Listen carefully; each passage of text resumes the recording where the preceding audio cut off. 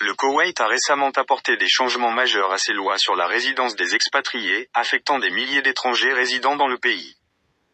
Le nouveau décret Amiri 114/2024, qui remplace l'ancien décret 17 959, définit un ensemble complet de règles et réglementations pour l'entrée, la résidence et le départ des étrangers du Koweït.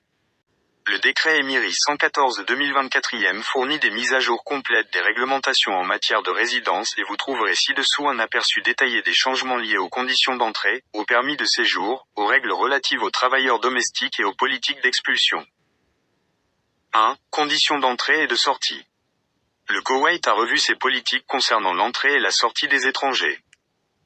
Exigences en matière de passeport. Tous les étrangers doivent présenter un passeport valide ou un document de voyage approuvé pour entrer ou quitter le Koweït. Citoyens des pays du Conseil de coopération du Golfe. Les citoyens des pays du Conseil de coopération du Golfe peuvent utiliser des cartes d'identité nationale au lieu de passeport, conformément aux accords régionaux. Ports agréés. L'entrée et la sortie doivent s'effectuer uniquement par les ports officiels spécifiés par le ministère koweïtien de l'Intérieur.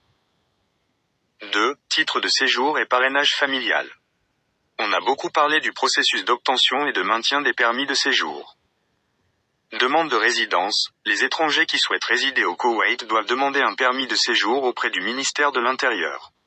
Parrainage familial. Les citoyens koweïtiens peuvent parrainer leurs conjoints et enfants non koweïtiens.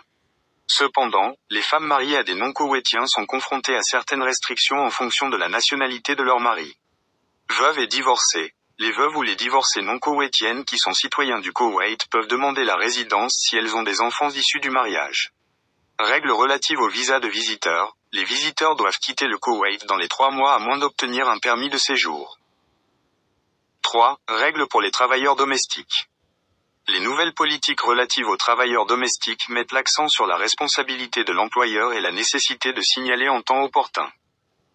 Obligation de l'employeur. Les employeurs doivent informer le ministère de l'Intérieur si le travailleur domestique est absent pendant plus de 2 semaines.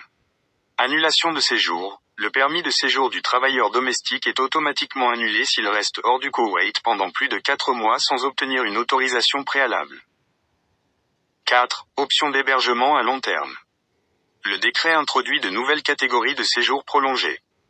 Résidence de 5 ans, les permis de séjour standard sont valables jusqu'à 5 ans. Résidence de 10 ans, les catégories éligibles à un permis de séjour prolongé comprennent les enfants de femmes koweïtiennes, les propriétaires fonciers et d'autres groupes spéciaux approuvés par le ministère de l'Intérieur. 5. Règles d'expulsion et sanctions légales. Les nouvelles lois donnent aux autorités de plus grands pouvoirs pour réglementer les violations de résidence et mettre en œuvre les décisions d'expulsion. Autorité d'expulsion. Le ministre de l'Intérieur peut émettre des arrêtés d'expulsion pour tout étranger, même s'il est titulaire d'un permis de séjour valide. Conditions de détention. Les étrangers contre lesquels un ordre d'expulsion a été émis peuvent être détenus jusqu'à 30 jours, avec la possibilité de prolonger cette période si nécessaire. Responsabilité de l'employeur. Les employeurs ou les sponsors sont financièrement responsables des frais d'expulsion s'il s'avère qu'ils ont hébergé ou employé des étrangers illégalement.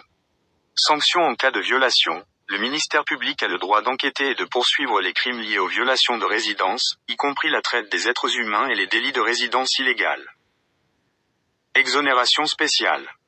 Des exemptions des lois sur la résidence sont accordées à certaines catégories, notamment chefs d'État et membres de leur famille. Personnel des missions diplomatiques et membres de leur famille. Titulaires d'un passeport diplomatique. Ces exemptions sont accordées sur la base d'accords mutuels ou de permis spéciaux du ministère de l'Intérieur. Date de mise en œuvre. L'ancienne loi sur la résidence, décret émirien numéro 17 de 1959, restera en vigueur jusqu'à ce que le ministère de l'Intérieur publie la nouvelle réglementation dans un délai de 6 mois.